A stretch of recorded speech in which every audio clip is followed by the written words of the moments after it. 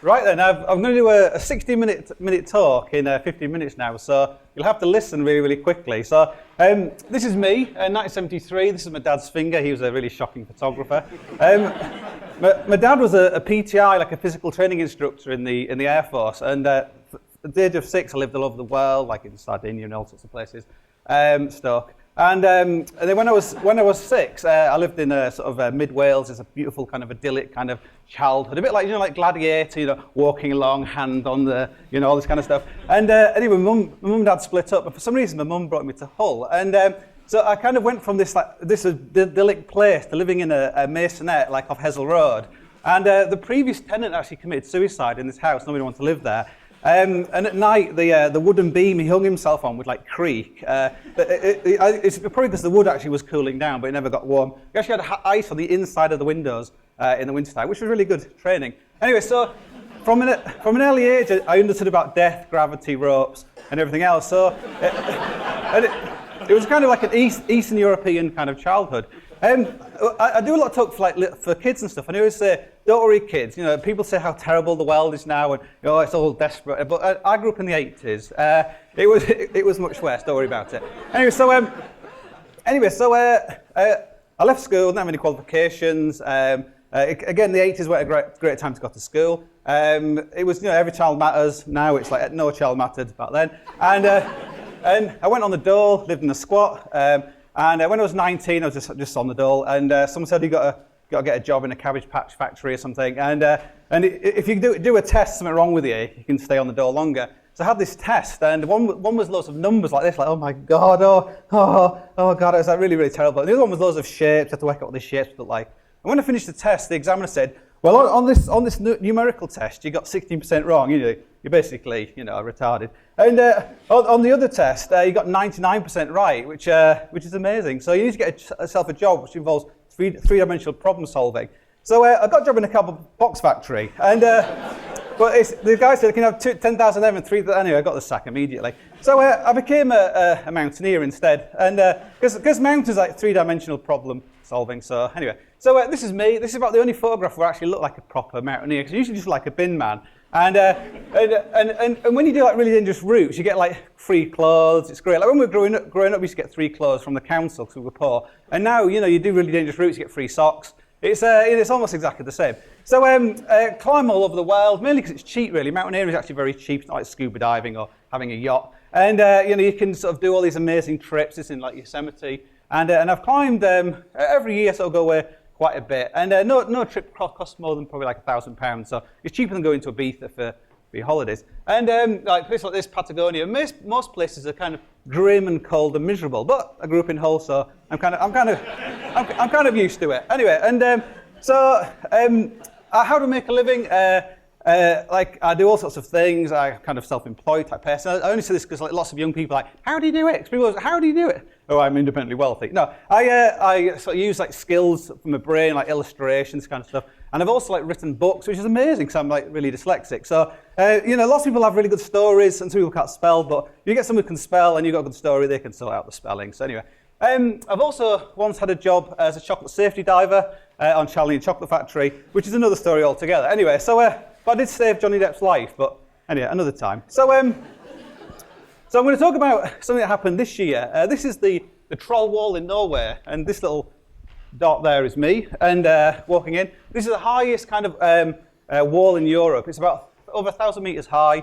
It's like 4 Canary Wharf towers. Anyway, pretty high. And I've been there 4 times to try and climb this thing, and it's probably the worst place I'd ever want to climb. But for some reason that attracts it to me. I'm attracted to it. So I've tried to solo it 3 times. I tried to do a new route on it in winter, and guys who got injured.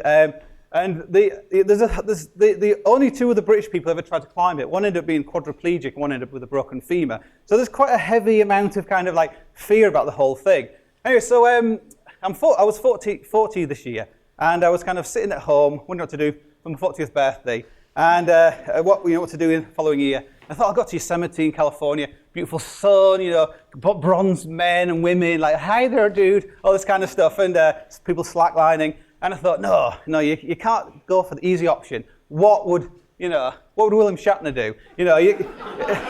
In life, you've always got to pick. There's never a shortcut. You've always got to do the hardest way possible in life. So I decided I would go to try and solo the troll wall. I would not let this thing remain in my head for the rest of my life. Like, oh God, I nearly did it. Anyway, so I bought a waterproof camera because the weather there is like really, really horrendous. Like it just rains all the time, and that's one of the main problems of climbing the troll wall. And also I had to miss my son's birthday by going there, which was like, for me, it's like a really big deal. Like I tried to be a good dad and everything else. So it's actually very small. That's actually a real size cupcake. And the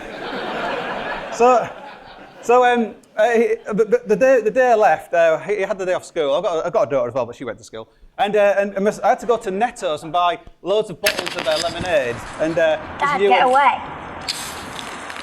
Yeah.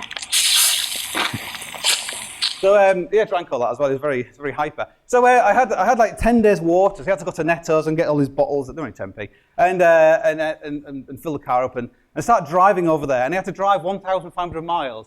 Not very kind of environmentally friendly. But I had to drive there. There's no sort of direct ferry anymore. And drove all the way there. It took about 4 days just sitting in my car, like just thinking, oh my God, I'm going to die. Oh my God, but keep going. Don't think about it. And in a way, this story is about being brave, really, and just keep on going, driving, thinking about. Eventually, I got to Oslo and stayed with this guy.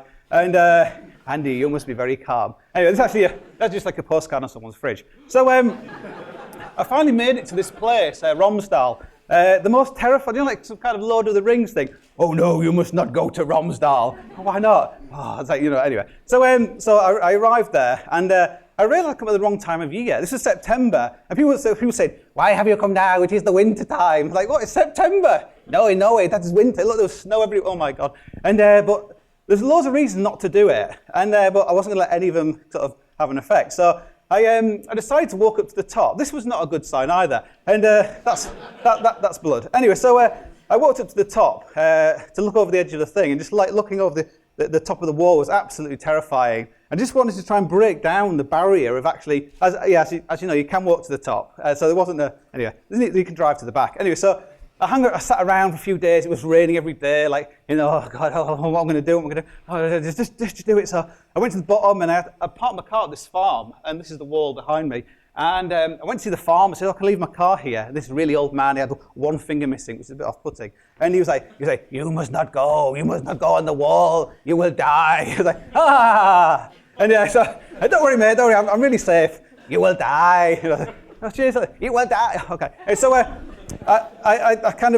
left this thing, don't ring me up, by the way, telling people where I'd never done this in my whole life. I've never told anybody where I was going. For some reason, I thought, I'll do this. Unfortunately, I had it the wrong way around. So when I came back down off the wall, I realised it was the wrong way around. So anyway, they couldn't rescue me anyway. So I walked up the base of the wall, just carrying these. I had to walk in 3 times. I had so much gear. This is horrendous kind of scree slope, and everything's loose and everything. Like, there's nothing worse than walking up to top of this mountain and finding a smashed helmet or a piece of bone. These things like really put you off. But one thing that always, this guy, Walter Bonatti, one of the world's greatest mountaineers, died that week I was there.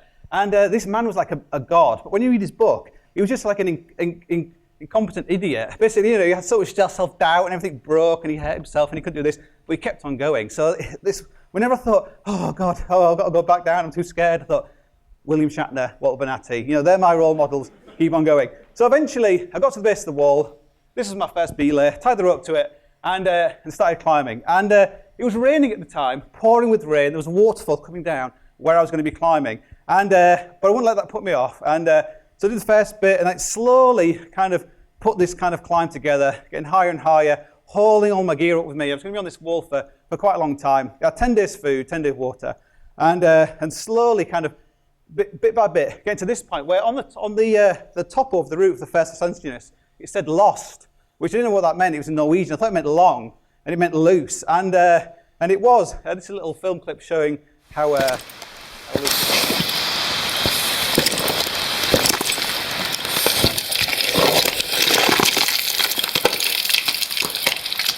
It's less loose now. And but I got so terrified. I was about 6 pitches up this route. I got so terrified that I realised I had to go back down again.